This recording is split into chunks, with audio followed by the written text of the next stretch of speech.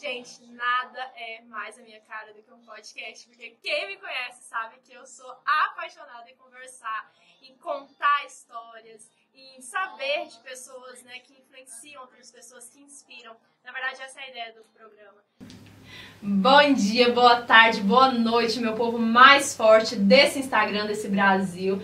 Estreando a segunda temporada do Fortescast. Tava com saudade? Então não precisa se preocupar que nós começamos essa temporada e já começamos com tudo. Hoje eu tenho a honra de trazer aqui uma pessoa extraordinária. Vocês sabem que aqui no Fortescast o foco é pessoas que inspiram outras pessoas. E o nosso convidado de hoje inspira, gente, inspira muitas, mas é muitas pessoas mesmo. Ele que é pastor e tem 7 graduações. Você não ouviu errado, ele tem 7 graduações, quase um gênio. Sim, esse é meu pastor. Com vocês, pastor Elailson Dias. Uma salva de palmas.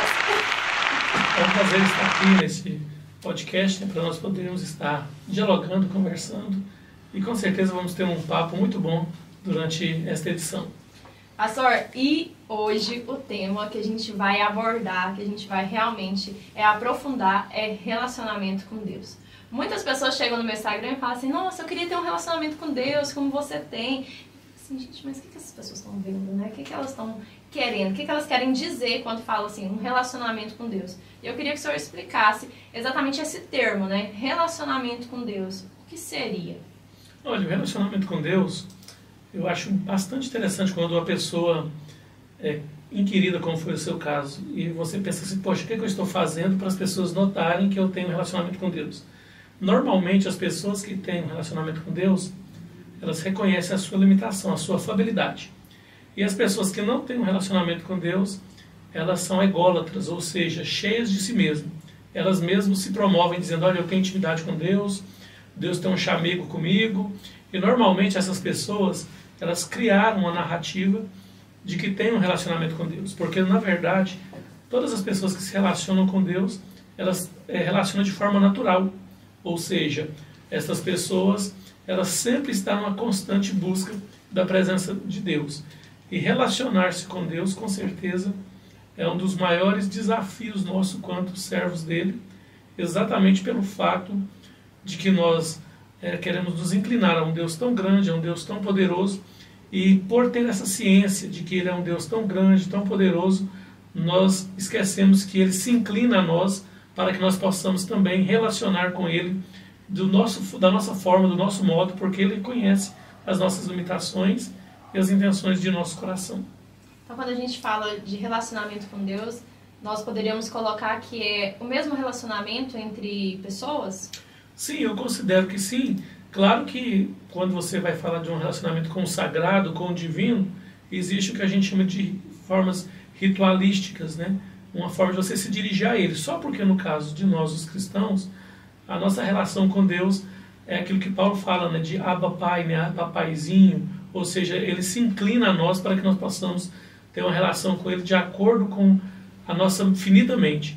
Porque se nós colocarmos um Deus tão distante de nós, tão cheio de ritos litúrgicos, isso nos atrapalha, porque vai criando barreira. Todo tanto que a gente se inclinar diante dele, nós vamos achar que ele está distante e que ele está cada vez mais longe. E, na verdade, ele está perto de nós, próximo de nós. E o simples fato de nós reconhecermos as nossas limitações já mostra que temos uma relação com ele. Pastor, mas não é fácil, né? Ter um relacionamento. Eu acho que, por exemplo, para você ter um relacionamento saudável com alguém, existe certos passos a passo que a gente deve seguir nessa caminhada.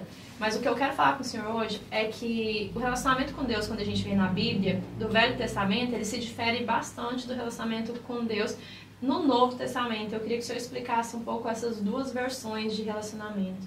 Olha, no relacionamento com Deus no Antigo Testamento, nós vamos encontrar Deus ele se apresentando como um Criador, né, no primeiro momento, depois como um Deus que o texto sagrado diz que ele arrependeu de ter feito o ser humano. Agora, a teologia majorante diz que não é que ele arrependeu no sentido que se pudesse fazer, não fazia, mas sim que ele mudou de ideia com relação à postura que o homem tinha. E com isso veio o primeiro juízo, né, que foi o dilúvio, que nós acreditamos foi uma forma de Deus punir a raça humana. E então Deus faz uma aliança com Ele mesmo, né? Porque na verdade a aliança que Deus fez foi com Ele, porque todas as alianças que Deus fez com o homem quebrou. Então Deus fez a aliança com Ele mesmo, que não destruiria mais o homem com água, né? A terra, a humanidade com água, conforme nós lemos na Bíblia. Agora, nós vamos observar que a partir daí, Deus continua se apresentando como um Deus grande, um Deus poderoso, um Deus que queria que o homem realmente voltasse a Ele, e o ser humano se distanciava cada vez mais. A Bíblia chega a dizer, no livro de Eclesiastes, que Deus fez o homem reto e este buscou muitas astúcias. Essas astúcias o distanciou cada vez mais de Deus. Agora, o que a gente observa, se você for ver todo o Antigo Testamento, Deus ele se apresenta nos primeiros livros da Bíblia, no que nós chamamos de Pentateuco, como Deus Criador. Depois ele elenca um povo que seria o povo que estaria dando à humanidade uma nova oportunidade, levando a boas novas. E eles falharam. Deus usa então os profetas para trazer a mensagem do seu objetivo, do seu propósito, profecias longas, né, que são chamados profetas maiores. Aí depois, de forma sucinta, ele fala através dos profetas menores, e assim mesmo as pessoas não entendiam o propósito. Depois Deus usa os poetas, né, que são os livros poéticos da Bíblia, para falar com as pessoas, tocando no sentimento, no coração deles, e ainda assim não foi eficaz. E a Bíblia deixa nas narrativas a história do período interbíblico intertestamentário, que foi 400 anos de silêncio de Deus. Aí depois Deus começa então a se manifestar ao homem de outra forma, através dos evangelhos, falando de três formas, né, que são os evangelhos sinóticos, com as linguagens principais, com as culturas principais, se apresentando uma relação com o ser humano. E depois ele institui a igreja através de Atos dos Apóstolos, posteriormente através das epístolas paulinas e epístolas gerais, e por fim a revelação. Por que eu falei isso? Para dizer que a Bíblia, eu fiz um resumo breve da Bíblia, a Bíblia aponta Deus de uma forma direta, a maneira que ele foi se apresentando de uma forma crescente, de acordo com as palavras que Deus ia direcionando a humanidade através dos seus profetas, ele foi se apresentando. E nós podemos observar que quando chegou na graça, que é o tempo que nós cremos que vivemos agora, Deus ele se apresenta um Deus gracioso, um Deus misericordioso, só que as pessoas enganam ao achar que a nossa relação com Deus é uma relação que não tem o que você colocou na sua fala, né? Todo relacionamento tem alguns pontos para que ele dê certo. Então a gente acha que Deus é um Deus paternalista hoje, porque estamos na graça, e na lei ele era mais punitivo. Qualquer erro ele punia de forma forte, eficaz, e hoje parece que na graça está tudo à la vontade. E o que não é verdade. Na graça é até um pouco mais difícil, porque as pessoas falam, mas Jesus é amor, Deus é amor. Sim, de fato ele é amor. Contudo, o que nós vamos encontrar é que esse Deus que é amor, esse Jesus que é amor, que ama, ele pediu para que nós nascesse de novo. Ele pediu para que nós nos renunciássemos, negássemos a nós mesmos. Então a nossa relação hoje, para ser uma relação saudável para com Deus, ela requer uma constante busca de Deus, mas de acordo com a sua palavra. Porque se nós quisermos servir Deus ao nosso modo, nós vamos estar distante dele. Essa é a mais pura realidade. No Velho Testamento, na parte quando Moisés fala face a face com Deus ali, com a sarça ardente, mostra que Deus estava ali, né, presente, conversando com ele. Hoje a gente não tem mais essa face a face com Deus? Na verdade, assim, essa face a face com Deus, até no caso de Moisés, segundo o texto, ele ficou de costa, né, para que Deus passasse. Mas a gente coloca face a face, porque vai ter que pegar toda a linguagem hebraica, pegar o que quer dizer essa transliteração que veio face a face, que vai mostrar que foi algo mais próximo que o ser humano já teve de Deus. E nos dias de hoje, eu acredito que para nós ter essa intimidade com Deus toda, ver face a face seria algo assim utópico nós falarmos isso, até porque nós não temos essa condição de ter este encontro com Deus, dada a nossa finitude, mediante a magnitude de Deus. Agora, é perfeitamente possível nós termos muita intimidade com Deus, uma boa relação com Ele, praticando o que eu chamo de tríade espiritual. Alguns teólogos chamam de tripé, que é leitura bíblica, oração e jejum. Não tem outra forma de desenvolver uma boa relação com Deus. Na oração, nós desenvolvemos intimidade com Deus. E a oração, como diz o teólogo Leonardo Ravenhill, ela muda as coisas, mas antes de tudo muda as pessoas. Só que essas pessoas que a frase diz, não é aquela pessoa pela qual eu intercedo, mas é a minha própria pessoa, porque quando eu aproximo de Deus, eu passo por um processo de mudança. Você pode ver, por exemplo, em Isaías capítulo 6, quando ele tem um encontro com Deus mais forte, ele aparece lá de forma teofânica. A Bíblia diz que Isaías, por mais que ele já era profeta, ele reconheceu que ele era pequeno diante da grandeza de Deus e ainda precisava de melhorar. É a mesma coisa que aconteceu com Jacó no Peniel, quando ele pede a manifestação de Deus, Deus manifesta para ele de forma teofânica e ele diz: quão terrível é este lugar. Deus estava aqui, eu não sabia. O que nós aprendemos aqui? É que ele estava dizendo que aquele lugar era terrível pela presença de Deus, no sentido de inquiridora. Ou seja, quando nós relacionamos com Deus através da oração, nós nos tornamos pessoas com, vou usar uma palavra mais simples para facilitar a compreensão, nós nos tornamos mais autocríticos, ou seja, nós criticamos a nós mesmos de alguns comportamentos que não condizem com a palavra de Deus. Por quê? Porque a oração nos aproxima de Deus. E a oração não é um monólogo, ela é um diálogo. Então, a partir daí, nós somos tocados ao coração, lembrando que coração, na linguagem teológica, é cardiamente, é a nossa essência, é o nosso status quo. Então, a nossa essência passa a relacionar-se com Deus e a ter uma vida de intimidade com Ele. E, na formalidade, a leitura da Bíblia. Porque a leitura da Bíblia, na formalidade, nós vamos conhecer a palavra, vamos ter um norte, uma bússola para que venha nos guiar na nossa condução de vida. E, por fim, o jejum, que Paulo fala em Colossenses 3,5, que mortifica a natureza pecaminosa, a carne. Porque quando a Bíblia fala de carne, no Novo Testamento ela usa 3 palavras: sarx, sarquinos e sarquinói, ou seja, genealogia, com a minha descendência, de quem sou filho, neto, bisneto e por aí vai. Ou também da finitude do meu corpo quanto carne, limitação ao tempo, à matéria e ao espaço, e carne, natureza pecaminosa. Então, na relação para com Deus, nós só conseguiremos desenvolvê-la através da atrito espiritual. O grande problema é que parece que nós queríamos algo mais difícil. Eu recordo aqui de Naamã. Quando Naamã foi buscar a cura dele, parece que ele queria pagar aquela cura com pratas, ouro, né, com sacrifício. E nós hoje queremos uma busca de Deus ou com muito sacrifício, ou então com mais facilidade, através de um pedido de oração: ore para mim, para que Deus ministre em mim os dons espirituais, sem a gente buscar esses dons. Então a gente observa que nós vamos de um extremo ao outro. Nós queremos fazer um sacrifício de tolo, ou queremos também trivializar demais a nossa relação com Deus, fazendo coisas que não nos custe nada. E na verdade, nós precisamos fazer a nossa parte, que é chegar a Deus. Como diz Tiago no capítulo 4, versículo 8. Chegando até Ele, Ele chegará até nós. Pastor, o senhor falando aqui de custar algo, queria agora fazer uma pergunta dentro dessa questão de relacionamento com Deus, mas abrir aqui um parênteses a respeito de qual é a sua opinião a respeito de salvação e reino. Porque na Bíblia fala que para sermos salvos, basta, né? Basta aceitar Jesus como Senhor, Salvador das nossas vidas, confessar Ele.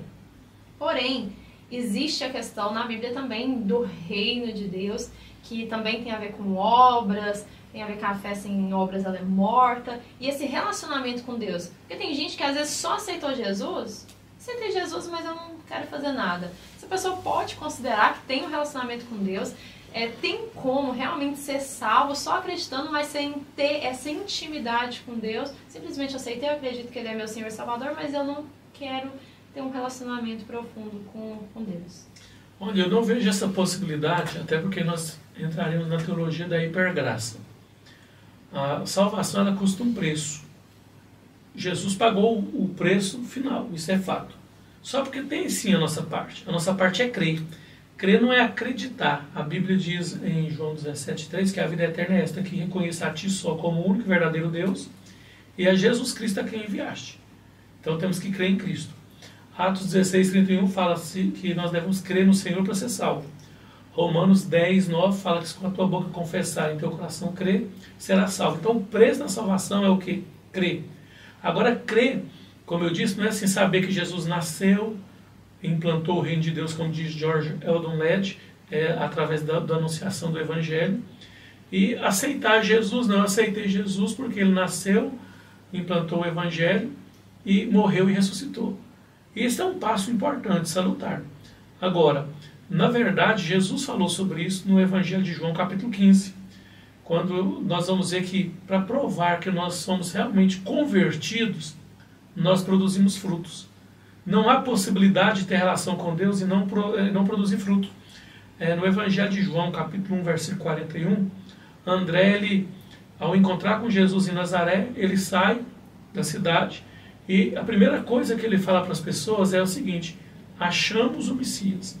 Segundo alguns estudiosos da tradição, diz que o que André tinha que ter feito primeiro era saudar o povo com Shalom Adonai ou Shalom Lahema. Mas antes de falar nada, ele falou, antes de saudar, ele falou assim: achamos o Messias. Seria mais ou menos, para vocês entenderem, como se nós encontrássemos uma pessoa, antes de falar bom dia ou boa tarde, já falasse alguma coisa. E a pessoa, opa, primeiramente, bom dia. Então, eles falam assim: mas o que foi? Achamos o Messias. Aí ele falou assim: onde você achou o Messias? Em Nazaré. Você pode vir alguma coisa de Nazaré? Coisa boa? Ele falou assim: isso pouco importa, eu só tenho certeza de uma coisa, é ele. O que eu quero dizer com essa narrativa bíblica? É que toda pessoa que de fato encontrou com Cristo, ele não consegue ser estéril. O nosso corpo humano, ele pode ser falível, limitado, pode ter os programas, ações afirmativas de inclusão com pessoas que têm alguma deficiência física. Agora, o corpo de Cristo, que está enxertado nele, ele não tem essa opção de ser estéril. Ele tem que produzir.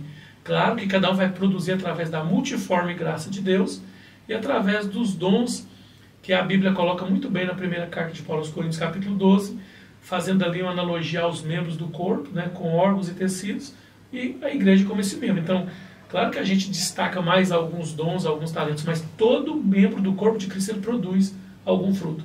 E esse que produz um fruto, ele vai reinar com Cristo. Como diz o próprio apóstolo Paulo: se com ele sofrermos, com ele também reinaremos. Se com ele viver, com ele viveremos. Então, o texto é claro nesse quesito. Então, necessariamente, quem é salvo produz frutos, e produzindo frutos, automaticamente vai reinar com Deus. Isso. Não tem essa divisão. Ó, essa aqui é a turma que só foi salva, e essa aqui é a turma que saiu bem, nota 10, que vai reinar. Isso, eu penso assim, vejo que na Bíblia dá muita margem para isso. Essa outra teologia, eu respeito, né, essa interpretação, só porque, por exemplo, pensa comigo, hoje, no mundo em que nós vivemos, é diferente demais de quando eu era criança e minha mãe me ensinava o Evangelho. Naquela época era muito comum, eu via na igreja os pastores, os pregadores fazendo apelo, entre aspas, com ameaça. Você pode sair daquela porta e morrer e ir para o inferno. A pessoa aceitava Jesus com medo de morrer e com medo de ir para o inferno. Hoje tem pessoas que falam assim: olha, eu quero ser o primeiro a aceitar a marca da besta se esse negócio existe. Eu quero ir para o inferno. Então, a partir desse pensamento que eu estou usando, que vai para a teosofia, tem pessoas que, se ele souber que só o fato dele aceitar Jesus, reconhecer Jesus e não produzir fruto, já é lucro. Com muito respeito, seria igual aquelas pessoas que preferem ganhar uma ação afirmativa do Estado, uma ajuda, uma bolsa, qualquer coisa, do que ter um bom emprego, trabalhar e ter uma dignidade ainda maior. Então tem pessoas que, se para ele... É um falso contentamento. Isso, né? um falso contentamento. Na verdade mesmo, eu acredito que é falta de esforço. Isso, né? e até porque, por exemplo, hoje, o ministério ele não é algo tão simples como parece, ele requer muita gente. Então, por exemplo, hoje seria muito melhor eu deixar de produzir para o reino de Deus, porque produzir pensando em reinar, não estou preocupado com isso, eu quero ser salvo, não ir para o inferno, para mim já estou no lucro. Então eu acredito que esse pensamento ele se torna mesquinho, porque é praticamente impossível alguém que teve um encontro com Cristo não querer produzir. Pedro, a primeira coisa que ele fez ao converter genuinamente lá no Pentecoste, foi já levantar e falar, interpretar para o povo o que estava acontecendo, e mais vidas aceitando aquela pregação que era Cristo, né? O ressurreto do Pai. Então hoje, qualquer pessoa que tem um encontro genuíno com Deus, através da pessoa e obra de Cristo, ele não consegue ficar calado. Ele evidencia de alguma forma a presença de Deus. E esse evidenciar, ele vai produzir frutos e frutos dignos de arrependimento. Porque a possibilidade da pessoa pregar o Evangelho, conforme diz um certo pensador, sem usar palavras. Ele diz assim: pregue se preciso, use palavras, ou seja, através da vida. E isso é o que? O fruto do Espírito. Então não tem como uma pessoa não produzir fruto. Por exemplo, uma pessoa que não preocupa produzir fruto para reinar, não, eu estou salvo, está de bom tamanho e vivo uma vida que mistura com o povo do mundo. Isso aí o que acontece? Quando eu digo mundo, o sistema, um sistema mundano. A pessoa, para descobrir que ele é um cristão, ele tem que falar, tem que, entre aspas, jurar que ele é cristão para as pessoas acreditar. Então esse não é um cristão. Cristão é igual o Pedro, até no processo de conversão. Temos falhas? Temos, mas Pedro, por exemplo, ele tinha falhas, mas quando ele foi confessar para a mulher que falou, você era um deles, ele negou, ela diz, não adianta você mentir não, você fala igual a ele, parece-se com ele. Pedro estava no processo, mas já estava o quê? Produzindo fruto. Só porque no momento ele não tinha ciência do que estava por vir. Então ele acabou negando a Jesus, mas já estava bem convertido só no fato de estar andando com Jesus. Aí faltava só, vamos dizer assim, um toque final, né? Que foi feito depois. Eu gosto, pastor, de examinar as pessoas que, na minha opinião, tiveram um relacionamento bem estreitado com Deus, né? E eu vejo que no Velho Testamento, Abraão teve um relacionamento, né, bem profundo com Deus, mas eu gosto também de Davi. Porque Davi, assim, eu não gostava de Davi. Quem sou eu para poder falar, né? Mas eu não gostava de Davi. Até me ver realmente numa posição muito parecida com a dele. Falar assim, gente, mas ele fez isso. E a gente às vezes faz coisa muito pior, né? Só que não produz o fruto do arrependimento que ele produzia rapidamente. Qual é a característica que o senhor acha, obviamente o senhor estudou todos esses homens e mulheres que tiveram esse relacionamento com Deus, que é uma característica que realmente define que essa pessoa teve um relacionamento mais profundo com Deus? Você diz dos profetas? Do Velho Testamento. Eu gosto muito do Moisés. Davi, a vantagem de Davi que nos ajuda a nos identificar melhor, né? Só que em alguns momentos eu acho que Davi ele conseguiu, assim, com maestria, reconhecer a sua afabilidade muito rapidamente, que tinha hora que parecia que era um teatro, né? Então tem hora que olhar para Davi, muitas pessoas vão se identificar com ele, mas no sentido de reforçar as falhas e não de tentar melhorar, mudar o caminho, de arrepender, que é o metanoia, mudar de caminho. Eu gosto muito do Antigo Testamento, de Daniel, porque Daniel, quando você faz, por exemplo, uma matéria chamada Liderança e Administração Eclesiástica Cristã na Teologia, dependendo da ementa, o professor pede para você descobrir pontos positivos e pontos de melhoria de cada personagem do Antigo Testamento. José é difícil você achar, mas encontra. Davi é fácil. Moisés é fácil. Agora, quando chega em Daniel, fica muito difícil, embora tenha também. Só que Daniel é uma pessoa que Deus faz referência, dizendo é um homem de espírito contínuo. Ou seja, a relação dele para com Deus não era igual a de Davi, de altos e baixos. Constante. Era constante, crescente e constante. Então eu acredito que é um bom exemplo, um bom referencial para nós.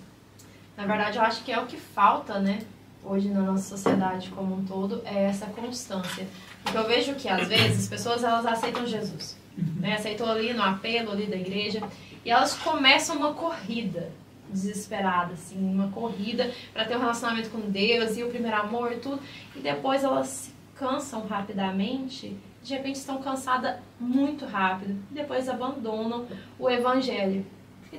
O evangelho é cruz, né? Eu acho que hoje as pessoas elas esquecem. Aliás, esses dias eu vi até um comentário e acaba que eles falam que é como se não fosse fazer sucesso, né? Não é algo que vai crescer no Instagram. Então, assim, será que realmente estamos pregando de fato o evangelho? O relacionamento com Deus mesmo que esses homens tiveram eram relacionamentos que eles passaram, igual Daniel, por uma fornalha e mesmo assim se manteve constante. Né? Então foram pessoas que sofreram um processo muito árduo nesse relacionamento, nessa caminhada com Deus, mas permaneceram. E o que eu vejo hoje é que as pessoas elas estão realmente animando muito rápido e desanimando mais rápido ainda. Hoje nós vemos uma sociedade que é imediatista e se os resultados não forem imediatos, ela perde o ânimo. Né? Inclusive, a gente fala na psicologia de fechar os começos. Eles começam uma coisa, acham que está dando certo, começa outra e não termina nada. Então, na questão da relação com Deus, o que eu tenho visto hoje é que as pessoas desanimam facilmente e alimentam o desânimo, ao invés de alimentar a fé. E isso atrapalha muito a nossa desenvoltura quanto cristão, por causa do fato de que muitas pessoas hoje elas olham para referências que pregam um evangelho fácil, um evangelho exitoso, e na verdade o evangelho é cruz, como você bem disse.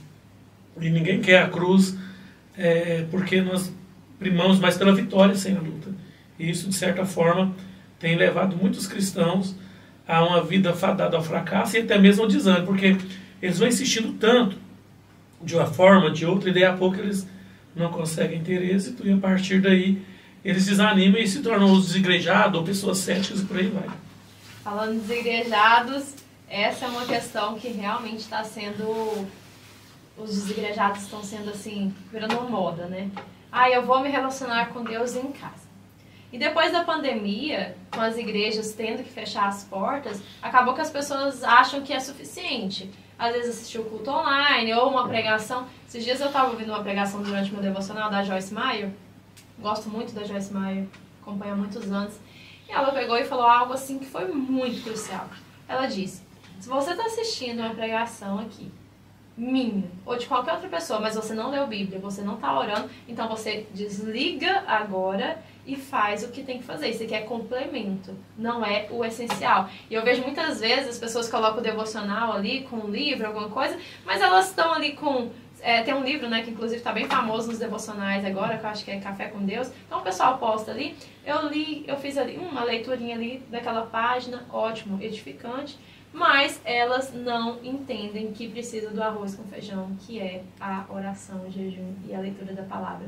Porque a leitura da palavra realmente requer dedicação, né? Isso, e na verdade a leitura da palavra, tem hora que a gente lê e não entende e dá uma preguiça de tentar buscar as minúcias, o que o texto de fato quis dizer. E a gente quer pegar as coisas hoje meio que pronto, né? Por exemplo, igual você usou o exemplo da Joyce Meyer. Ela foi feliz no que ela disse, até porque, na verdade, aquilo que é um complemento, nós estamos fazendo ao contrário. E, na verdade, essas pessoas que estão na mídia, porque hoje é muito exigido isso, elas estão se qualificando muito, e elas falam com tanta maestria que se a gente observar não precisa de mais nada, é só tentar internalizar aquilo que a gente ouviu, que está aprendendo, está pronto. Tanto é que as pessoas não vão dizer assim, ó, a Bíblia diz, a palavra de Deus diz, vão dizer assim, eu ouvi o pregador tal ou a pregadora tal dizer. Não é que isso esteja errado, só porque a base de todas as coisas é a Bíblia, é a palavra de Deus. Eu posso dar um conselho para alguém, baseado na experiência de alguém, até posso para clarear, conforme diz a homilética, como uma janela. Mas agora, de forma doutrinária, dogmática, aí já é a Bíblia. Eu tenho que citar a palavra. Jesus disse, a palavra de Deus diz isso. E o teólogo tal, o pregador tal, ele diz isso acerca desse assunto que Jesus disse, que clareou a minha mente, clareou a minha ideia com relação a este assunto.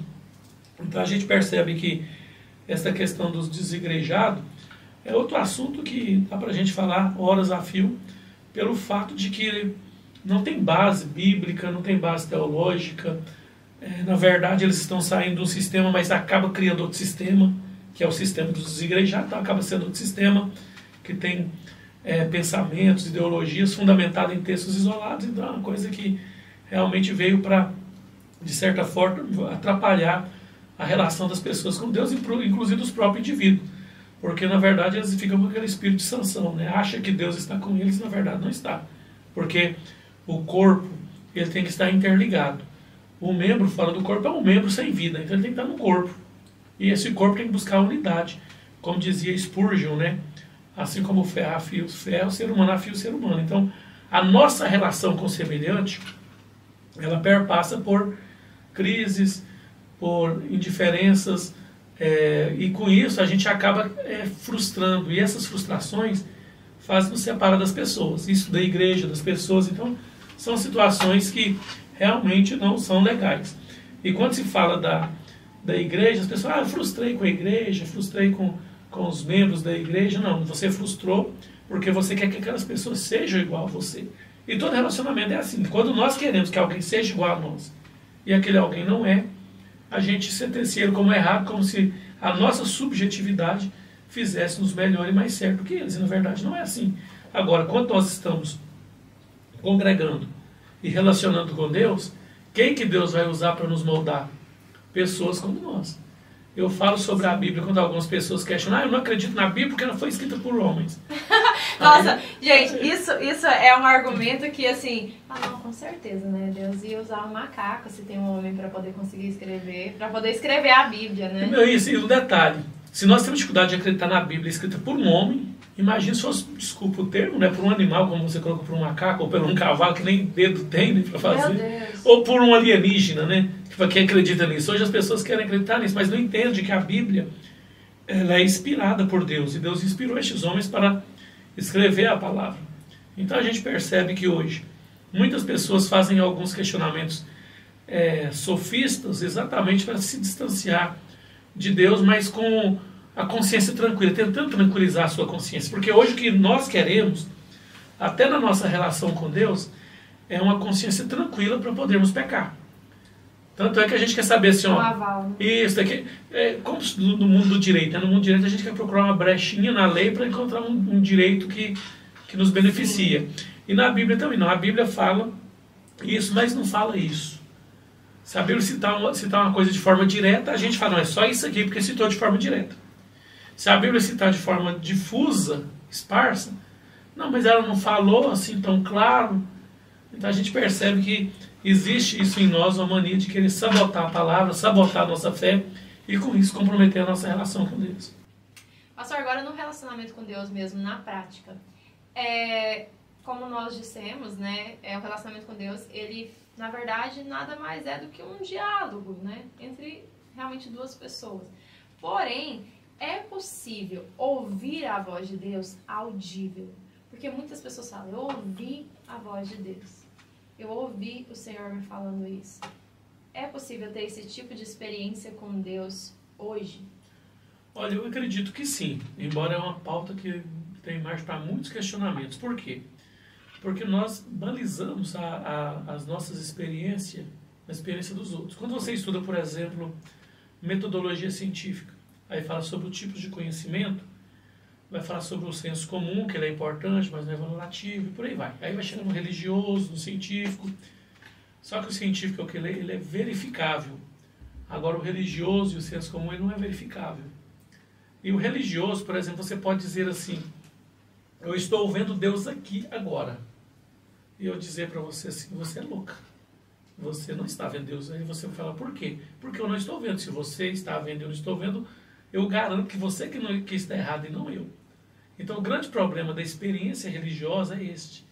Porque você realmente pode estar vendo Deus, pode estar ouvindo a voz de Deus audivelmente, e eu não tenho como questionar isso. Aí nós iríamos até para o direito penal, que fala da primazia da realidade, né? Então não tem como você me provar essa realidade. E não tem como eu também provar que você está mentindo. Então é algo muito delicado. Eu já tive experiências profundas, grandiosíssimas com Deus em várias áreas da minha vida ao longo do meu ministério. Algumas, dependendo do calor do momento, eu até tenho coragem de falar para ver as pessoas intrigadas e duvidarem. Porque eu não tenho a preocupação de provar isso para elas, porque a experiência ela vai servir para mim. Então não adianta eu falar assim, eu estou ouvindo a voz de Deus. Não precisa de falar isso para as pessoas. Eu ouvi audivelmente, que diferença faz? Seria como eu dissesse aqui, eu sou professor de homilética há 23 anos, eu sou um pregador, vou pregar aqui no culto hoje, eu preparei uma mensagem para pregar no culto. Na hora que eu pego o microfone, eu digo assim, irmãos, Deus mandou eu mudar a mensagem que eu ia pregar aqui hoje.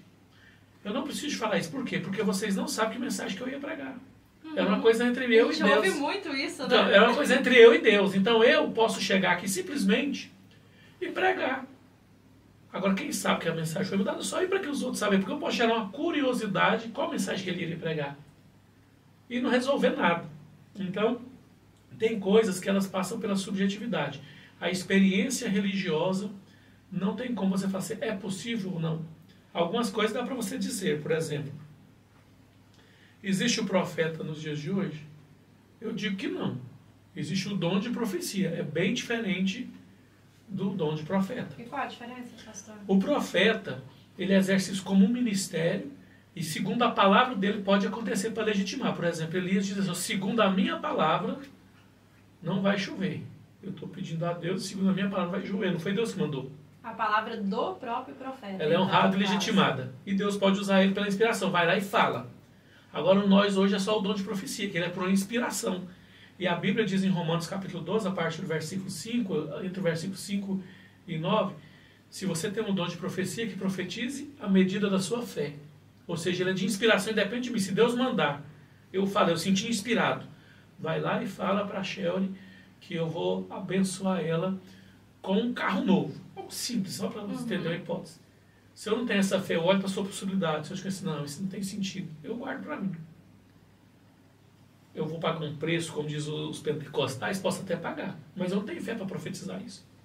Agora, se é uma coisa que eu tenho fé, eu vou lá e profetizo. Então, a profecia, ela tem que ser conforme a fé. Conforme a fé que está profetizando, e ela é uma inspiração divina.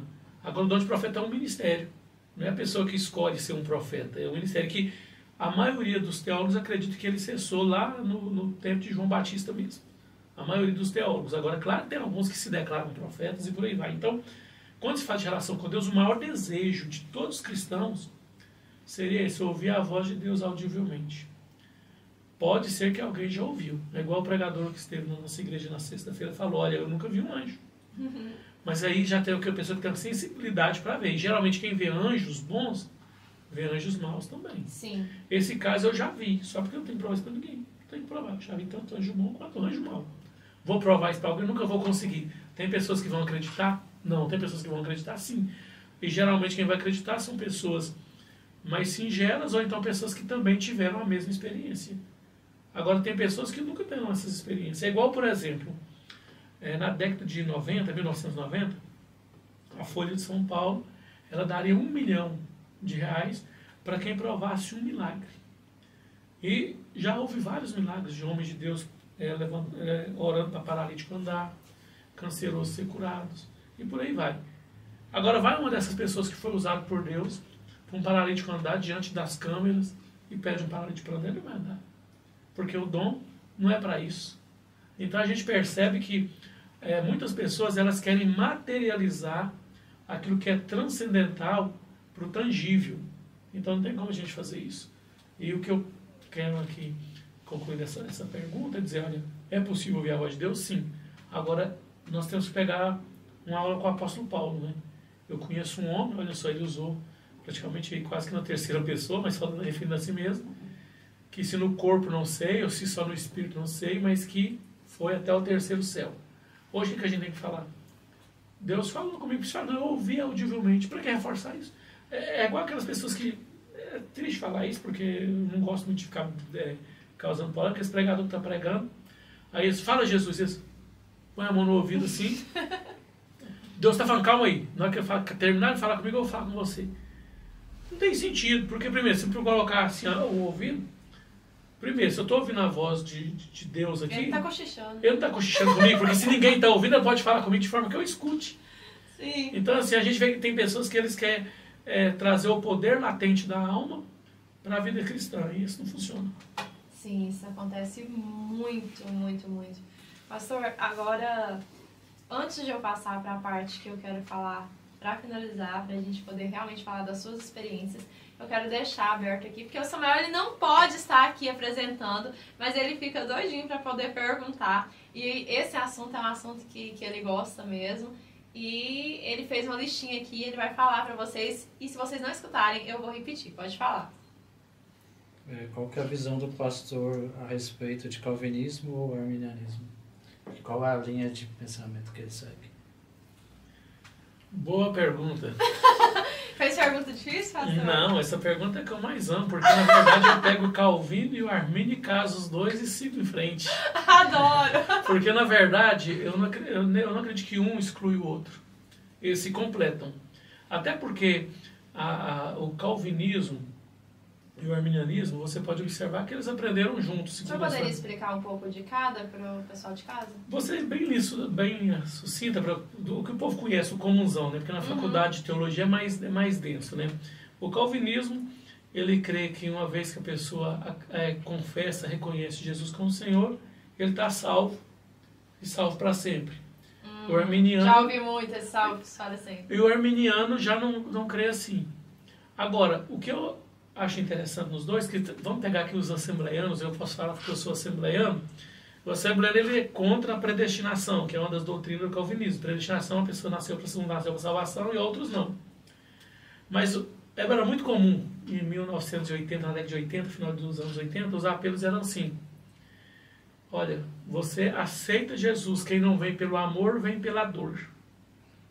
Quando eu uso essa expressão, que é um texto bíblico, de forma isolada, eu sou o que? Calvinista. Dentro de uma Assembleia de Deus, pregando, dizendo que sou arminiano, pregando no calvinismo. Porque eu estou dizendo para você, outras palavras, se você não vir agora, de todo jeito você vai vir.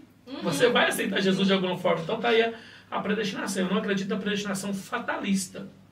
Eu acredito o seguinte, que é o que Donald Staples fala. Eu entro em um ônibus que tem um destino daqui para o Rio Grande do Sul. Eu estou indo para o Rio Grande do Sul. Só que no meio do caminho eu decido descer em outra cidade, ou em Santa Catarina. Eu não cheguei no destino final. Apenas isso. Mas se você for observar, os dois eles se completam. Porque eu acho que usar só o arminianismo hoje na vida cristã, ele fica muito limitado. E o calvinismo ele fica muito denso. Então, se você for observar, eles tinham até uma boa relação entre si, segundo a história dos heróis da fé, que eles são enquadrados nos heróis da fé hoje. A questão do relacionamento com Deus, por exemplo, na primeira hipótese do calvinismo, é o seguinte: se eu não estiver predestinada à salvação, não adianta eu buscar um relacionamento com Deus, porque não adianta, eu não sou a escolhida para poder ir morar no céu. Eu acho ela bem extremista e eu não concordo. Acho que é porque eu sou assembleiana também, né, gente? Agora o problema aí dessa vertente aí, que quando eu gosto de caçar confusão com colegas do academicismo, eu falo assim, eu acredito na predestinação, mas eu quero que você conheça um predestinado para ser eu sou predestinado para ir para o inferno. É bem radical. Porque todos que acreditam na predestinação que ele vai estar nos céus. E está certo. E eu acredito que se ele... Porque na verdade isso é tão delicado, porque na essência do evangelho tudo tem base. Por exemplo, eu falo aqui como psicólogo agora. Crente tem depressão? Tem. Como psicólogo eu digo que tem. Como teólogo eu posso dizer que tem, porque a Bíblia deixa isso claro. O fenômeno que Jesus tivera, cada um dá um nome, eu gosto mais do mais fácil, que é hemolacria, que ele suou gotas de sangue. Aquilo é uma depressão profunda que Jesus tivera, para aquilo acontecer.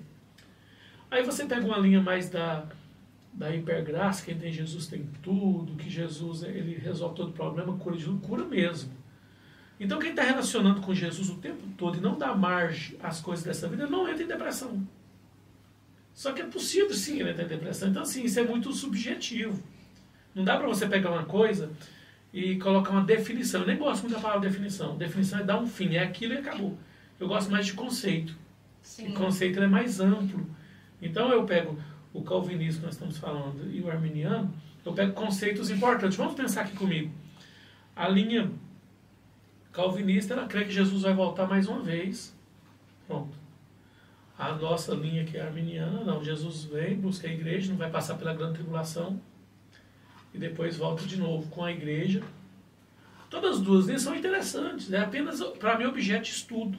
Por que eu penso? Suponhamos que uma linha esteja correta, que é o pré-milenismo e o pós-milenismo. Para mim, tanto faz, eu tenho que estar pronto para as duas. Porque eu quero o destino final, estar com Cristo. Então, Sim. Isso que é importante. E entre o calvinismo, por exemplo, eu hoje, se você fala, você é predestinado para o céu? Sou, porque eu não penso nem de longe em abandonar minha fé em Cristo. Então, eu sou predestinado.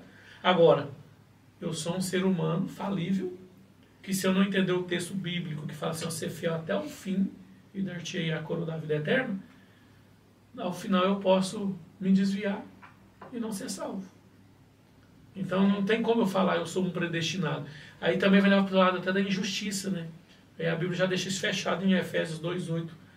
Pela graça sois salvos, não vem de vós, para que ninguém se glorie. Porque não é igual uma aposentadoria, a pessoa trabalha alguns anos, paga a previdência e aposenta. A fé é até o final. Então não dá para a gente falar assim, não, eu sou arminiano, calvinista. Eu particularmente eu fiz uma live alguns anos atrás com um teólogo e ele falava sobre isso. Ele tinha certeza que eu ia ficar batendo os calvinistas e ficar só do lado do Armínio. E eu gosto dos dois.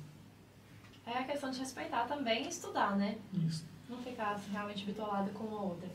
Pode fazer a sua segunda pergunta, Samuel?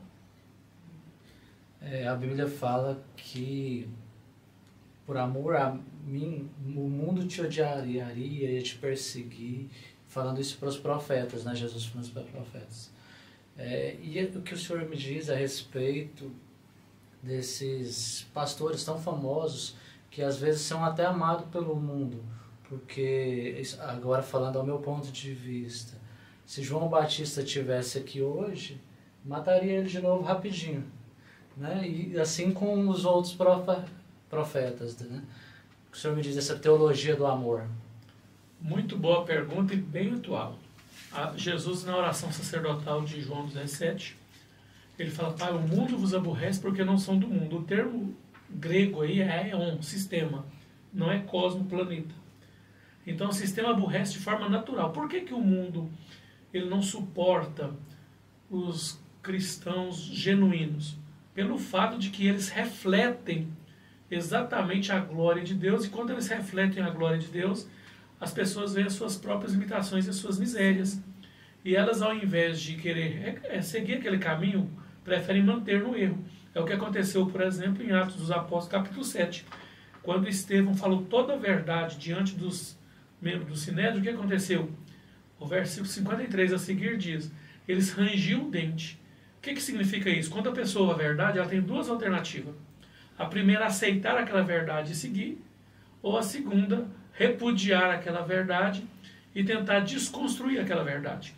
E o que a gente vê nos dias de hoje, como foi colocado na sua pergunta, é que tem muitos pastores, muitos líderes fazendo amizade com o sistema mundano, colocando um eufemismo demasiado no sistema mundano. E a palavra de Cristo, ela é sim, sim, não, não. Então não tem jeito de fazer aliança. A Bíblia fala: aliança com o mundo constitui-se inimizade contra Deus. E com certeza é o maior desafio da igreja na atualidade, porque nós temos dois extremos que eu quero aqui abrir um parênteses nessa pergunta sua. Primeiro, é aqueles líderes religiosos que estão fazendo aliança com o mundo, se tornando pastores das celebridades, líderes religiosos das celebridades. E tem aqueles também que estão caçando intriga desnecessária também, confusão, está indo para o extremo ao outro. Eu sugiro a todos um fruto do Espírito chamado equilíbrio. Por exemplo, quando eu sou chamado a falar o Evangelho e falar e a denunciar o pecado, eu denuncio o pecado, mas com exemplo, com atitude, com palavras certas, na hora certa, da maneira correta. Agora, o grande problema é que tem uns que estão caçando confusão e tem outros que estão fazendo amizade. Aí está surgindo público para os dois e o Evangelho fica aí a ver navios, né, por essas pessoas. Então nós precisamos, de fato, de nos posicionar como igreja e atacar o problema e não as pessoas. O que eu tenho visto é que tem uns que têm abraçado as pessoas com o pecado e tudo, e tem outros que têm atacado as pessoas gratuitamente. Sim. E Jesus, ele não falou só de amor. O Jesus que falou de amor, ele falou de justiça. Ele falou mais de inferno do que de céu. E outro detalhe, Jesus, ele não falou para a pessoa, para aceitar a pessoa como ela é. Jesus falou para a pessoa nascer de novo. Então, realmente, nós vivemos dias sombrios com relação a essa atuação de alguns líderes religiosos. Essa pergunta, Samuel, na verdade, ele cortou ela de mim, porque eu queria perguntar essa pergunta, mas já foi respondida, isso é o que importa, estava com ela aqui. Mas é o seguinte, pastor, dando continuidade a isso, a gente vê muito essa ilustração de tudo que o senhor falou na parte da Bíblia, quando Jesus ele se depara ali com a mulher adúltera, a ponto de ser apedrejada, e muita gente hoje está pregando Jesus de amor. Jesus de fato é amor, porém Jesus também é de transformação, é de nascimento, né? Nascer de novo. Porque quando a mulher adúltera estava ali, a ponto de ser apedrejada, ao mesmo tempo que ele não defendeu o pecado, porque hoje as pessoas querem e pregam como se Jesus defendesse o pecado delas. E eu não estou falando aqui de selecionar pecados. Esses dias foi pregado na nossa igreja a respeito disso. As pessoas pegam, por exemplo, o homossexualismo, o adultério, e aqueles dois são pecados insuportáveis por qualquer pessoa, por Deus, mas os outros pecados que estão elencados na Bíblia são pecados que são mais fáceis, né, de ser aturados, perdoados, esses não. Então, eu queria que o senhor explicasse a respeito disso para as pessoas, que para ter um relacionamento com Deus, também vai ter que ter transformação de vida, mas quem convence também é o Espírito Santo, né? Não somos nós. Isso, essa colocação sua foi muito pertinente, quando você falou, por exemplo, a prática da homossexualidade e a prática do adultério são coisas que dão aquele efeito backlash, ou seja, um espanto nas pessoas que veem alguém que pratica tais pecados. Agora, eu vou fazer um paralelo aqui da armatologia, ciência que estuda o pecado, e também da CID, né, que é o Catálogo Internacional de Doenças. Tem doenças que quando a gente é diagnosticado com elas, a gente pensa assim, vou morrer. Se você for ao médico e chegar lá e ele falar que você está com um problema seríssimo no coração, válvulas mal formada, precisa de colocar stent, mas correndo risco, ou diagnosticado com um tumor gravíssimo que está prestes a se tornar metástase, ou seja, envolver o corpo todo, você fica preocupadíssimo. Eu estou morrendo. Alguns já faz até a despedida da família porque ele está morrendo. Mas tem outras enfermidades também que assustam no início, que é, por exemplo, uma pressão arterial descontrolada, que é uma diabetes ou um colesterol, né, que é o que eu falo, o logo Deus leva, né, LDL. Então, as pessoas falam assim, não, esse aqui é ruim, eu vou me cuidar. Elas começam a se cuidar com essas doenças que eu coloquei aqui, que é enfermidades, que é a pressão, colesterol, diabetes, elas começam a se cuidar. Fica bonitinho, mas depois que elas acostumam, elas descuidam de novo. Por quê? Porque é o que nós chamamos de enfermidades silenciosas, elas não doem. Agora, quando é um câncer, dependendo do estágio que ele está, ele dói. Quando é alguma coisa que dói, a gente preocupa mais rápido, porque a dor, ela diz algo que está errado no nosso corpo e tem que ser cuidado rapidamente. Aí nós temos então que dar uma atenção aqui. Mas quando é uma enfermidade como diabetes, como eu estou dizendo, a gente cuida, mas descuida, começa a se não, já nem faz uma verificação. Será que eu posso hoje comer um docinho? Como é que está a minha taxa glicêmica? Isso é que algumas pessoas cuidam, mas a maioria não. As doenças silenciosas, elas são perigosas, porque quando elas vêm, elas já levam de uma vez. A outra vai dando sinais. O pecado. Eu fiz esse parágrafo para dizer isso aqui. Quando comete um adultério, a pessoa já assusta com aquilo, e não é uma coisa grave. Então, já me corta de Deus, parece que muito rápido. Quando comete a prática da homossexualidade, da mesma maneira. Agora, quando falta com a verdade, quando desconstrói a imagem do semelhante, todo mundo faz. Ainda nós usamos subsídio bíblico. Aquele que diz que não tem pecado já é mentiroso. Então, eu acho que esse é o pecado que eu posso cometer. E, na verdade, para nós, classificamos pecados. Pecadinho, pecadão, pecado, mas na Bíblia só tem pecado. Então, tanto como furtar um agulho, como cometer um homicídio, a Bíblia diz que já é réu de toda a lei.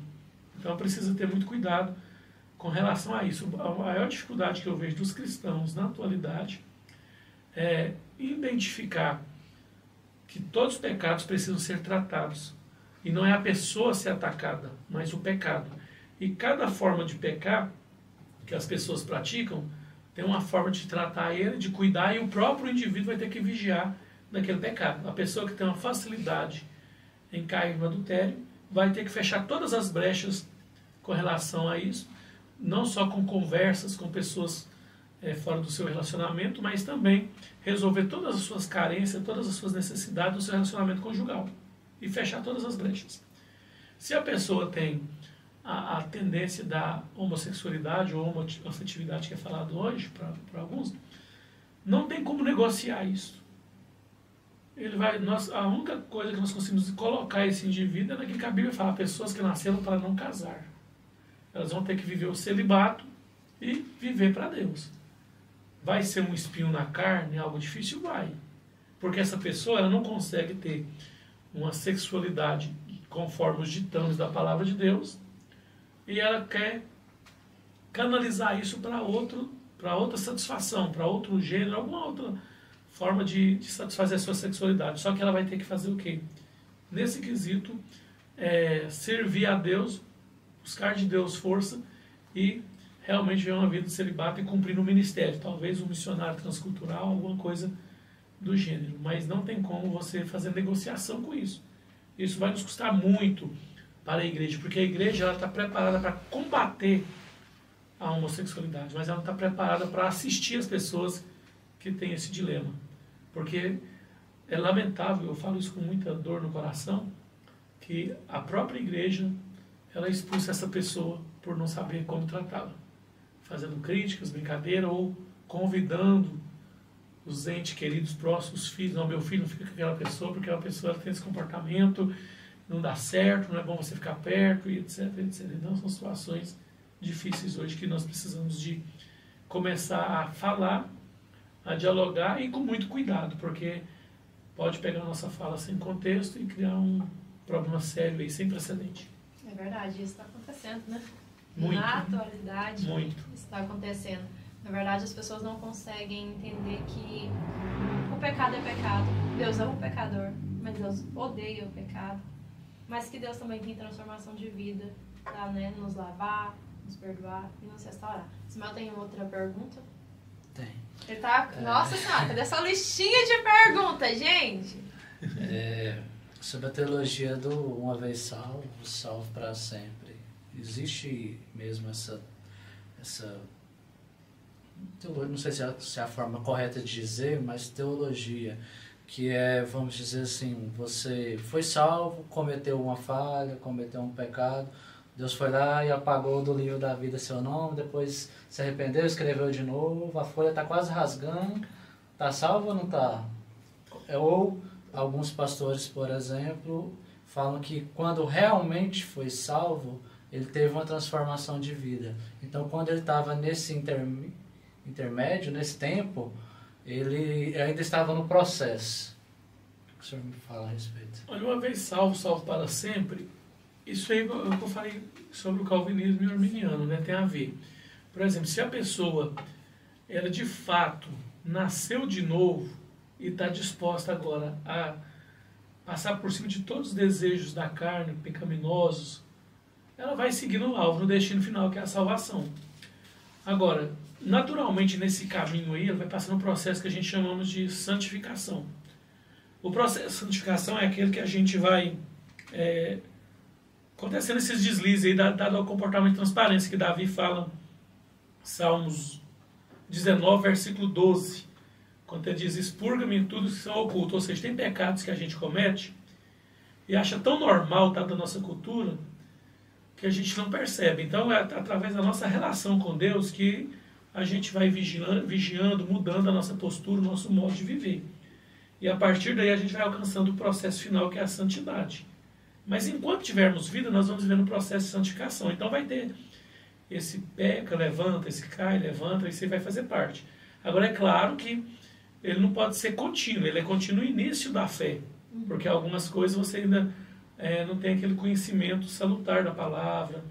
E com o tempo você vai amadurecendo, vai crescendo, vamos dizer assim, com esses tombos que a vida cristã vai propiciando. Mas agora, salvo para sempre, é o que eu falei, é uma questão de você decidir, pensando, eu sou salvo para sempre porque eu vou seguir esse caminho. Você é fiel até o fim. Fiel até o fim. Agora, não significa que, eu já sou salvo para sempre, eu estou garantido. Você vai ser salvo para sempre se você continuar andando no caminho. Agora, se você quiser garantir isso, por exemplo, o que aconteceu com aquele homem que fez aquela grande colheita, lá no Evangelho de Lucas, e diz, come e regate a minha alma, porque tenho abundância de dias para viver, você não precisa de mais nada. Então agora eu, por exemplo, vou usar eu como exemplo que é melhor. Eu sou pastor, sirvo a Deus desde o meu nascimento, e agora eu vou viver uma vida tranquila, porque eu já servi muito o reino de Deus. Se eu viver o dobro da minha idade, eu estou no lucro, da idade que eu tenho hoje. Então se eu achar que eu vou viver menos do que o dobro da idade que eu tenho, mais uns 20 anos, eu passei esses 20 anos mais ou menos, uma fé mais fragilizada, fazendo alguns desejos da minha natureza pecaminosa, porque eu tenho mais de 40 anos aí de fé, então eu estou tranquilo. Mas, na verdade, eu estou perdendo tudo que eu fiz. Então, não dá para ser salvo para sempre nesse sentido de conforto. Mas agora, se você confortar em Cristo, sim, na palavra, viver a palavra, aí você é salvo para sempre. Eu, por exemplo, se eu fosse falar assim, se eu considero salvo para sempre, eu considero porque não passa nem de longe o desejo de afastar do caminho do Senhor. Agora, se eu não vigiar e der brecha, o inimigo pode me desviar do foco e aí eu não fui salvo. Sim. Pastor, Nós falamos muito aqui a respeito do relacionamento com Deus, nós abrimos, obviamente, para outros assuntos que envolvem, sim, essa parte de ter o contato com Deus, sim. Mas o senhor, pastor, há muitos anos é considerado uma pessoa que tem, sim, um relacionamento profundo com Deus. Isso é visível, né, é notório. Mas eu queria que o senhor colocasse aqui na prática. A gente sabe que é orar, jejuar, ler a Bíblia, mas na prática, a pessoa decide, Shelly, ou pastor Anailson, eu quero ter um relacionamento com Deus, mas eu não sei por onde começar, como orar, como ler a Bíblia, como jejuar, porque às vezes a gente só fala, né, ora, jejua, lê a Bíblia. Como? Boa pergunta, olha só, primeira coisa que eu acho antes de tudo isso é ter disciplina. Por exemplo, todos nós precisamos de alimentar, fazer as nossas refeições diárias, beber água, né, e dormir. Então, nessa parte é mais fácil para nós compreendermos. E na vida cristã a gente precisa ler Bíblia, orar e jejuar. Agora, como fazer isso? O grande problema é que nós estamos tomados por uma ansiedade muito grande e queremos fazer tudo de uma vez. Ler a Bíblia toda em um ano, né? Ler e entender tudo. Tudo, né? Tudo. Eu já perdi as contas de quantas vezes li a Bíblia. Não vou dizer que são demais, mas eu já li a Bíblia muitas vezes e várias vezes em um ano só. Já li vários livros que subsidiam o esclarecimento da palavra, me ajudam a interpretar um pouco mais a palavra. E considero que não sei muito ainda, não para usar aqui como uma falsa modéstia e nem tampouco para tentar também levar as pessoas a falar assim, se ele não conseguiu, eu vou conseguir também. Não vou conseguir então, se ele está lendo há tanto tempo, se já leu tanta coisa e não conseguiu, eu não vou conseguir não. É o que a Bíblia fala em Coríntios 15:58, na primeira carta, sede firme e constante. Eu dou 2 conselhos na leitura da Bíblia. Primeiro, leia a Bíblia todos os anos. Estudar é diferente de ler. Leia 3 capítulos no meio de semana e 5 aos domingos. No final do ano você leu a Bíblia de Gênesis, Apocalipse. Segundo, o devocional com Deus. A princípio eu aconselho ler Provérbios. Por quê? Geralmente o mês que tem mais dias é 31. Provérbios tem 31 capítulos. Pega um capítulo por dia, lê ele, escolhe 1 ou 2 versículos para meditar nele e você vai memorizar de forma natural, internalizar. Aí no dia 1 você lê o capítulo 1, no dia 2, capítulo 2 e vai indo. Né? O que tem mais é 31, o que tem menos é 28 ou 29 se for ano bissexto. Para o devocional. Então ler a Bíblia tem que ser um exercício diário e leia bons livros com boas indicações, porque hoje nós temos livros, como diziam os filósofos, papel aceita tudo, nós temos livros que parecem ser bons, mas não são bons. Que pode, de certa forma, nos distanciar da palavra. Sim. Então temos que ler a Bíblia crendo que ela é de fato a palavra de Deus e é o único livro que nós vamos ler com a presença do autor porque ele é onipresente. Então é importante isso. Oração. Oração é falar com Deus. É um diálogo. Agora é claro que no começo da nossa fé, quando nós começamos a orar, você fica calado ali 1, 2, 3 minutos e não ouve nada. Não tem problema. E nem todas as vezes que você vai ouvir. O orar é você tirar um tempo para Deus. Tem dia que a gente consegue orar 1 hora, 2, 3, depende da sua relação com Deus e da sua necessidade do momento. Mas tem dia que você pode só ajoelhar lá, as palavras se vão, mas eu estou aqui orando. Vou ficar aqui parado, esses minutos que eu tenho para orar, para Deus falar comigo. O que acontece? Você vai ouvir todas as vezes? Não. Naquele momento que você queria ouvir, não. Você vai ouvir depois. Pode ser naquela hora? Pode. Mas alguma circunstância vai acontecer. Deus, eu estou falando com você através disso que está acontecendo. Salmos 19. Os céus proclamam a glória de Deus e o firmamento anunciam as obras de suas mãos. Ou seja, Deus fala conosco através de outras situações. Agora, é claro que não vamos sair também usando animismo e vendo Deus falar em coisa também, em tudo quanto é coisa também não. Tem que ter sensibilidade e discernimento espiritual. E a oração... tem vários tipos de oração. O Paul Yushu, conhecido mais tarde como David Yushu, ele escreveu um livro sobre oração porque as pessoas procuravam qual a razão de tanto êxito ministerial que ele tinha, que era a igreja maior do mundo, né, na Coreia. Aí ele falou das formas dele orar. Ele falou oração em ondas, oração do tabernáculo, oração, e vai falando. E eu achei interessante que também tem a oração do Pai Nosso. A oração do Pai Nosso é o capítulo 6, versículo 9, 10, 11, 12 e 13. 5 versículos. Jesus orou só um pouquinho, não é por muito falar que seremos ouvidos. Tá certo, não é por muito falar que seremos ouvidos. Mas também a Bíblia diz, me falha a memória do capítulo e versículo, mas no Evangelho de Lucas, que Jesus orou a noite toda, então não foi só 5 versículos. Então a oração é de acordo com a necessidade e com o propósito. É uma oração que você fazer de intercessão, de adoração, de clamor, de súplica e por aí vai. E o livro de Mateus, capítulo 9, capítulo 6, versículo 9, fala assim, ó, Pai nosso que estais nos céus, ou seja, ele começa a oração adorando. Então você pode começar a oração adorando. Eu gosto de fazer aqui o exemplo do Código de Processo Civil, que vai falar sobre a fundamentação da peça, né? Como você faz uma peça, uma petição. Então a oração, ela tem também, ela começa adorando, Pai nosso que estás nos céus. Então você pode falar que Deus é seu tudo, que você o ama, que Ele é grande, que Ele é poderoso. Venha a nós o teu reino, ou seja, você está se inclinando a Ele. Seja feita a tua vontade. Eu tenho vontade, mas a tua deve prevalecer. Eu estou disposto que a tua vontade prevaleça. Aí depois você faz o que? Pede perdão dos seus pecados. Aí se você lembrar de algum, elenca, fala. Se você não lembrar, faça como eu citei anteriormente. Salmos 19, 12. Expurga-me em todos os que me são ocultos. Aqueles pecados que eu acho que são coisas corriqueiras normal e para o Senhor não é, me perdoa deles também. Aí linka com Salmo 139, versículo 24. Sonda o meu coração, a minha mente, e tira de mim aquilo que não te agrada. Então a oração ela vai passando por esse caminho. Aí, olha só, depois você intercede por si mesmo, fala, Deus, eu quero que o Senhor me abençoe, e coloca os seus planos, seus projetos, e depois você intercede pelos seus familiares, pela sua igreja, pela nação, que a Bíblia fala que devemos orar pelas autoridades constituídas, aí você vai orar muito, porque pode começar de líder de associação de moradores até os presidentes da ONU, então vai ter muito o que orar. Depois tem a questão dos missionários, que a gente deve orar pelas pessoas carentes deste mundo afora, e a oração termina como começou, adorando. Então a gente precisa fazer essa oração fundamentada, e você pode fundamentar, porque tem gente que fala, é difícil demais orar, mas é só que você fundamentar. Deus, assim como o Senhor esteve com Moisés, quando ele estava lá em tal lugar, fazendo isso, eu quero que o Senhor esteja comigo nessa situação.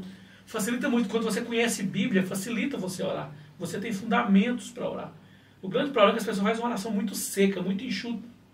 Tem uns que até brincam, né? Deus abençoe Jesus, amém. Ou então abençoe meu pai, minha mãe, tá parecendo que está no antigo show da Xuxa, não beijo meu pai, para minha mãe e para você, né? Então fica mais ou menos que isso. Então quando você fundamenta a oração, um diálogo com Deus, bem fundamentado, não é que você tem que fazer aquela oração formal, cada um tem o seu jeito, mas a fundamentação vai vir o quê?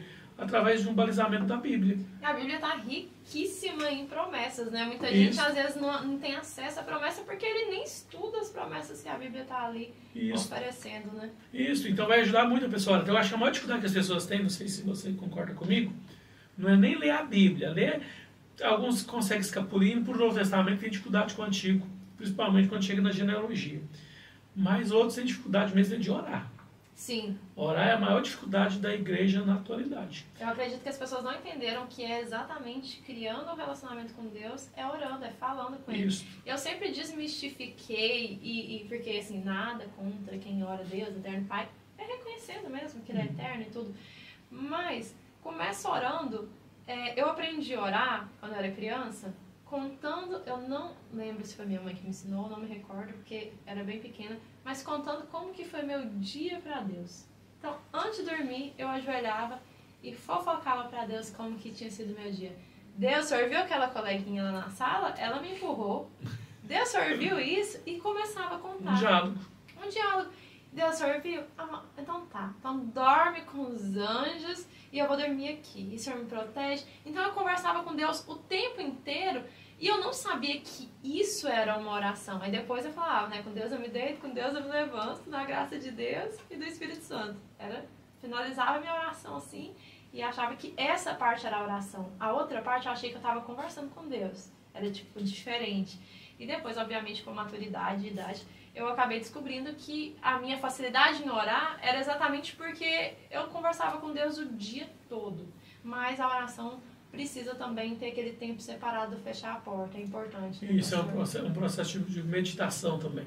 Isso é muito importante. E o terceiro, né, falou como orar, ler a Bíblia. Jejum. Jejum criaram uma série de jejuns aí, né? O jejum bíblico, Isaías 58, ele é mais pesado. 6 da manhã às 18 horas. Absoluto. Claro que eu não vou ser assim, rígido, até porque não sou o dono da verdade, é uma vertente teológica.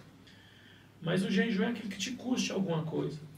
E ele faz bem para o corpo, mas você não vai jejuar pelo corpo porque você quer emagrecer, fazer um jejum intermitente. Não confunda jejum bíblico e jejum intermitente. Já vi muita gente fazendo isso. Tem demais.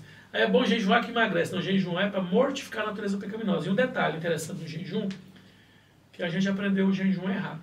Eu vou jejuar para Deus salvar o meu esposo, a minha esposa, meu filho, meu colega, etc, etc. Não, eu vou jejuar para mortificar a minha carne. Não, eu vou jejuar para me passar no concurso público, eu vou jejuar para arrumar um emprego. Não, você vai jejuar para mortificar a sua carne. Mortificou a sua carne, natureza pecaminosa. Embora o jejum tenha o viés físico, eu vou ter uma abstinência de comida por um determinado período, mas o que está em jogo aqui, entre aspas, não é o corpo físico, é a nossa natureza pecaminosa. Então o jejum que eu citei, Isaías 58, não é isso que as pessoas fazem hoje, ele é bem delicado. Vamos ver se eu consigo aqui explicar.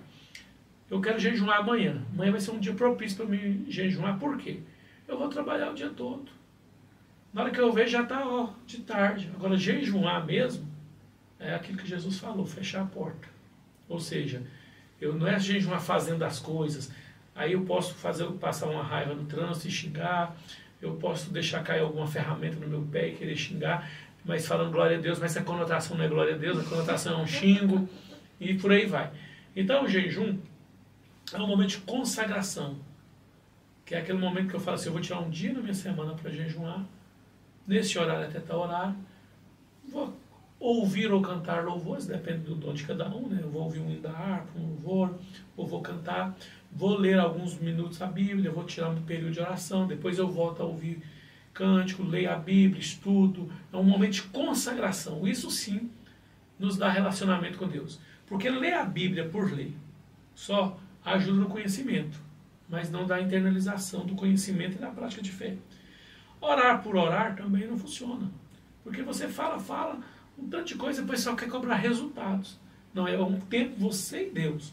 Então eu acho que o mais eficaz é nós tirarmos o tempo para ler a Bíblia diário, para nós, porque a Bíblia tem muita riqueza para a gente descobrir ainda, aprender, e vamos encontrar com Deus e vamos ainda fazer algumas perguntas para Ele um dia sobre algumas questões bíblicas, né? Oração já é um relacionamento com Deus, uma pessoa que Deus, a Bíblia deixa claro, a teologia afirma que Ele é um ser pessoal, embora seja transcendental. A gente tem relação com Ele, então conversando, dialogando, como você colocou na sua fala. E também, no jejum é o que? É um momento de separação. Não é aquele jejum, que é fácil demais jejum. Eu, por exemplo, que tem dia que eu atendo aí 10, 12 pessoas. Já aconteceu o caso que eu comecei a atender pessoas 10 horas da manhã, quando a pessoa saiu do meu consultório, porque era um caso mais denso, era 3 horas da tarde, ou seja, eu nem vi que ela estava na hora do almoço. Sim, passa rápido. Para atender outra era tranquilo, um pulinho. O jejum mais fácil da minha vida seria esse.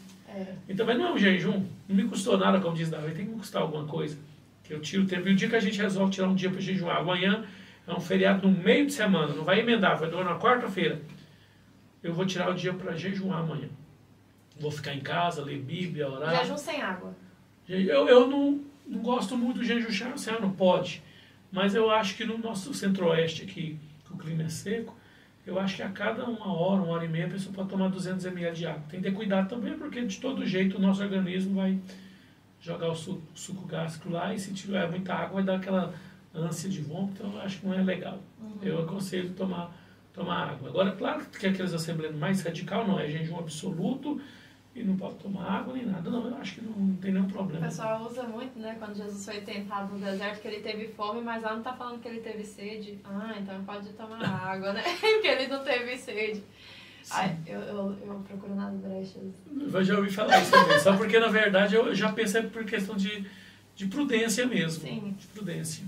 Mas então, o jejum de séries, o jejum de arroz, esse jejum não é o jejum, não, né? Não, ele existe hoje por fundamento em Daniel, né? Daniel, que ele fez jejum dos manjares do rei e comeu legumes, frutas, etc, né? Então, eu acho que, na verdade, isso aí vai de cada um. É personalíssimo, não dá para você questionar. Mas o jejum bíblico é conforme o senhor ensinou. Ele é melhor o que você tira um devocional com Deus. Pastor, agora vai ser a última pergunta, antes de eu passar para o senhor finalizar, o seguinte: quando temos um relacionamento com Deus, isso reflete, é evidente na família? Uma pessoa que se relaciona bem com Deus, reflete na família dela, tem aquela família abençoada, ou às vezes é possível que essa pessoa seja totalmente íntima de Deus, mas mesmo assim tem uma família complicada e às vezes até destruída? Olha, infelizmente existe as duas possibilidades, mas assim, eu vejo que uma pessoa que de fato se relaciona com Deus, está disposta a ser guiada, conduzida por Deus, vai refletir na família. Agora tem pessoas que são usadas por Deus, não é que elas se relacionam com Deus. Há essa diferença. Elas são muito usadas por Deus, buscam Deus, mas elas descuidam da família. Elas têm uma prioridade sem equilíbrio.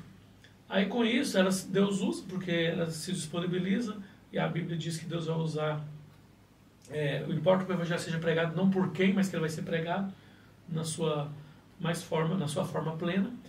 E infelizmente nós encontramos muitas pessoas assim, que foram usados por Deus, principalmente na história dos heróis da fé do século XIX.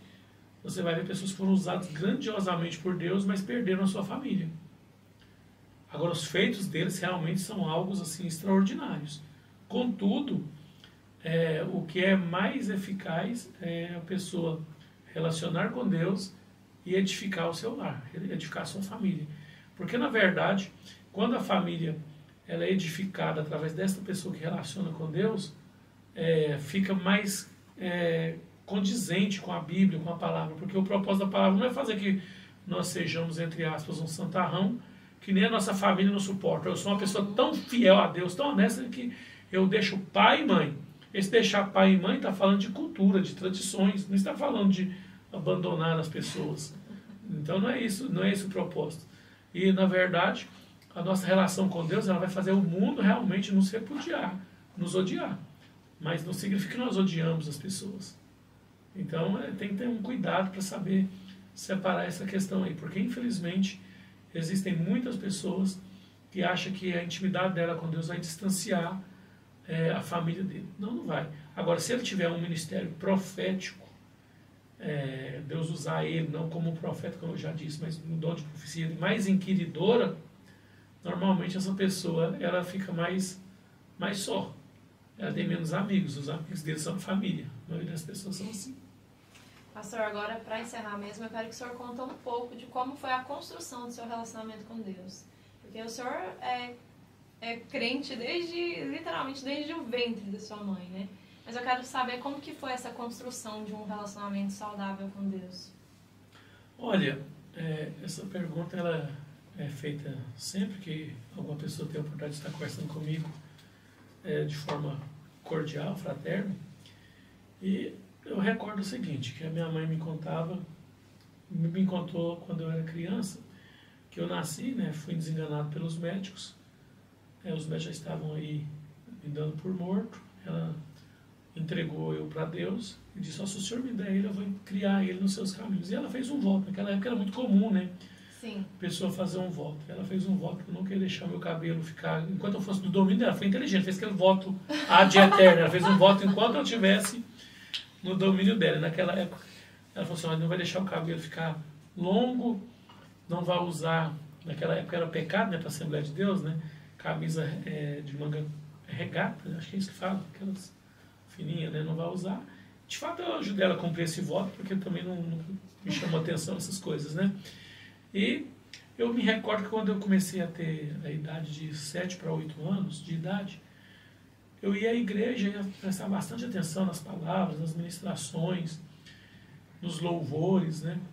E eu me entregava naquele culto, na presença de Deus. E chegava em casa, eu sentia algo como se eu fosse explodir. Eu falava: mas eu estou sentindo algo, eu acho que eu vou explodir, algo bom, algo que eu não sei o que era. Ela começava a me explicar. Não, isso é porque você está buscando a Deus, Ele está habitando no seu coração. Ela ia me explicando as coisas. E de repente Deus começou a ouvir as minhas orações quando eu orava por pessoas enfermas. E Deus curava na hora, pessoas com enfermidades diversas. Começou com dores de cabeça, depois com mão mirrada, com câncer e por aí afora. E depois Deus começou a falar no meu coração. Eu sentia algo, eu tenho que falar para a pessoa alguma coisa. Eu não entendi o que era aquilo, que é a inspiração. Depois eu entendi. Eu ia e entregava aquela revelação para as pessoas e aquilo ia se cumprindo, a pessoa confirmava, legitimava aquilo que eu estava falando. E o desejo que eu tinha, segundo a minha mãe, né, desde criança, eu falava assim, eu queria ser pastor. E segundo ela, a primeira palavra que ela ouviu falar da minha boca não foi papai nem mamãe, foi Jesus. Ai, gente!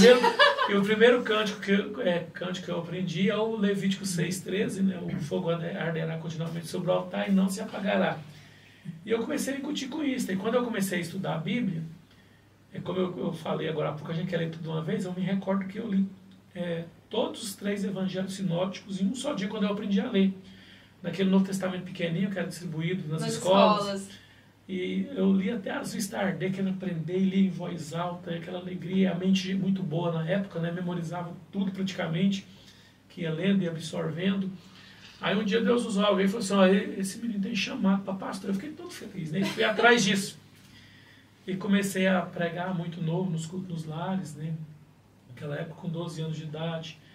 Aí comecei a estudar, a fazer teologia. Na época tive que pedir autorização ao pastor, porque mesmo que era um curso livre, que teologia é reconhecido como ciência com diploma superior tem pouco tempo.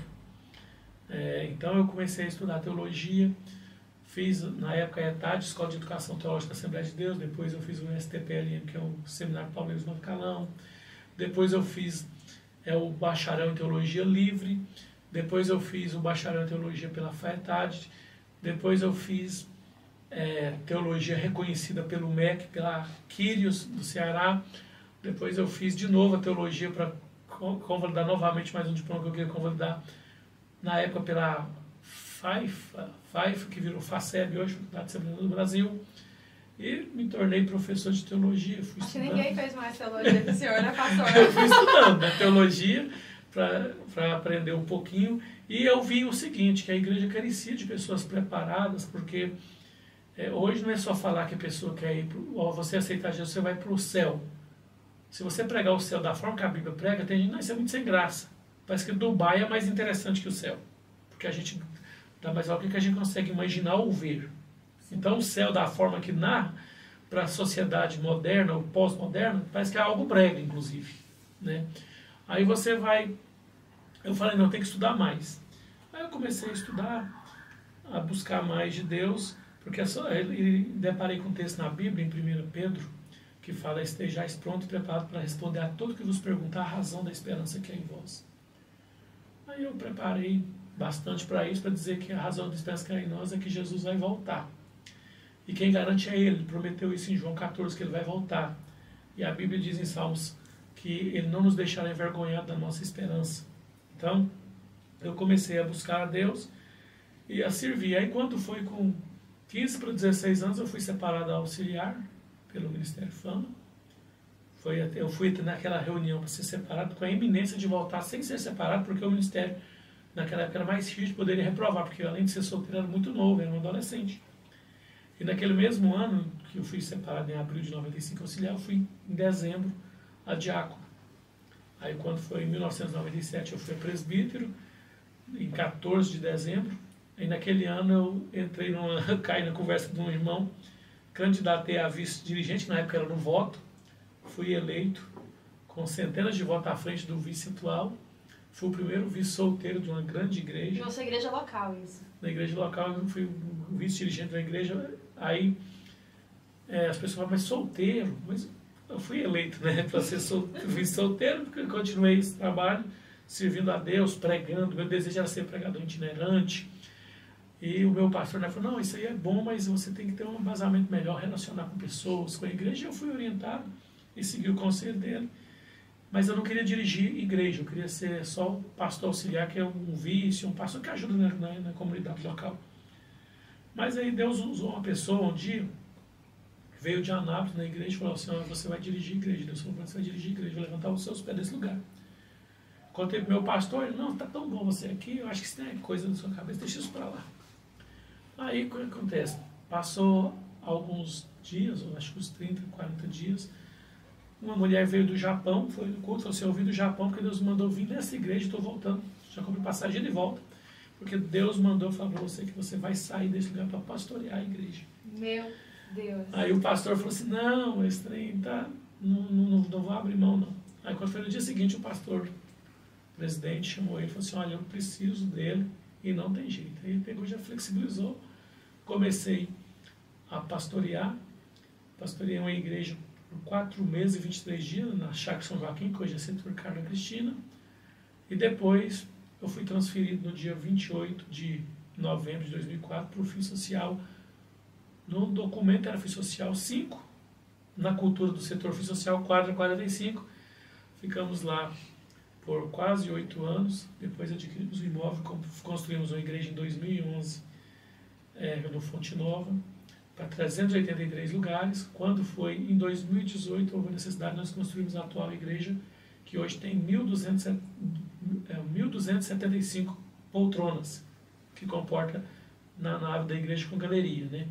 E se quiser ter mais pessoas nas salas que estão feitas com crianças, vai passar de 1.300 pessoas. Então, assim, é Deus que tem feito isso. Mas foi um momento de muita dedicação. E parece que nesse envolvimento, acontece bem sucinto, parece que eu vi a minha vida sendo construída toda para servir o reino e tudo em volta do reino de Deus. Passou rápido, mas eu não tive tempo para olhar para outros projetos. Eu tinha um projeto inicial, não sei se você já ouviu falar na igreja, que quando eu senti o peso do ministério, eu quis ser juiz, eu queria seguir a magistratura, né? Comecei a estudar direito em 2002, Deus falou comigo fortemente, não é para me seguir aqui, eu parei a faculdade, eu não tranquei, eu parei a faculdade de direito, os professores na época ficaram consternados, queriam bancar eu em tudo quanto é área do direito para me seguir, porque eles viam em mim naquela época futuro, segundo eles, e só voltei ao curso de direito em 2015, quando eu fiz uma oração pedindo a Deus para que permitisse eu voltar, ele permitiu, mas com o propósito de eu não seguir a carreira com aquela paixão que eu tinha, né? Eu posso até um dia trabalhar na área, mas no momento não tem nem tempo para isso, né? Então, assim, eu vejo que a minha vida realmente é aquilo que a minha mãe prometeu para Deus, me entregar para Deus, ele aceitou, e eu não me consigo ver fora do ministério. O que eu acho interessante, que ministério não é aquilo que você segue porque as coisas não estão dando certo. Ah, não deu certo, mesmo não tem outro caminho, eu vou seguir o ministério. Não. O ministério é quando todas as portas estão abertas e você só consegue enxergar o ministério. E foi assim que Deus fez comigo. Assim, eu sou grato a Ele por isso. Uau, que história, né? Pastor, e hoje o senhor cuida de quantas pessoas? Olha, no cadastro de vez que eu olhei, né, estava 814 membros e congregados. Membros mesmo dá 550 e alguma coisa, mas com congregados, que são aqueles que por alguma razão não batizaram, são rotativos, né, vão à igreja, mas não quer formalizar um compromisso, mas não formaliza o compromisso com a igreja. Mas estão lá e comigo também, no sentido de atendimento, eles estão me procurando, e eu, claro que com muito amor, estou acolhendo e ajudando. Mas daí, média, eu coloco uma média de 700 pessoas só da igreja, fora outros que eu ajudo.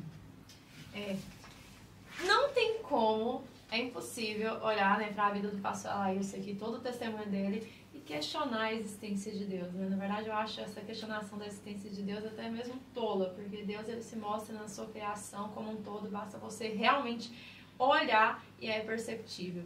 Gente, hoje nós vamos finalizar esse primeiro episódio da segunda temporada. Estou imensamente feliz em ter vocês aqui conosco. Sempre um prazer ter vocês aqui. Hoje nós falamos muito sobre relacionamento com Deus. O pastor não somente falou de relacionamento com Deus, nós falamos aqui muito sobre teologia, mas por último nós falamos sobre a aplicação prática de como você ter um relacionamento com Deus com esse tripé, né? Que é a oração, que é a leitura de palavra e que é jejum. Então eu espero que vocês internalizem isso, porque isso funciona. Eu sei, tô fazendo nutrição, gente, tô fazendo faculdade de nutrição, eu sei que todo mundo quer burlar o sistema, quer pular a etapa, eu me passo uma receita para emagrecer em 7 dias, mas o que funciona é reeducação na alimentação, né? Reeducação alimentar. E na questão espiritual é você entender que o básico funciona. Obviamente que o básico não significa simplório. O básico você vai aprofundando, a Bíblia ela realmente se renova. A cada leitura você fala assim, meu Deus, eu não vi que isso aqui estava escrito aqui. Mas é porque a palavra do Senhor ela é viva e eficaz. Então agradeço a presença, agradeço a presença ilustre aqui do meu pastor. Tenho muita alegria, louvo a Deus pela sua vida. Sou muito honrada em ser pastoreada pelo Senhor e por aprender todos os dias. E eu tenho certeza que o senhor é uma pessoa que inspira muitas pessoas, né? Só na igreja são quase 1000. Eu que agradeço, foi um prazer enorme participar desse podcast. E espero que muitas vidas sejam edificadas e parabéns pela iniciativa, porque são assuntos que com certeza são trazidos com coerência, bem estudada a temática. Parabéns pela iniciativa e muito obrigado pelo honroso convite. Então é isso, gente. Beijo, fiquem com Deus e até o segundo episódio, que vocês não podem perder, porque também tem uma convidada aí que... Aguardem. Beijinho e tchau, tchau.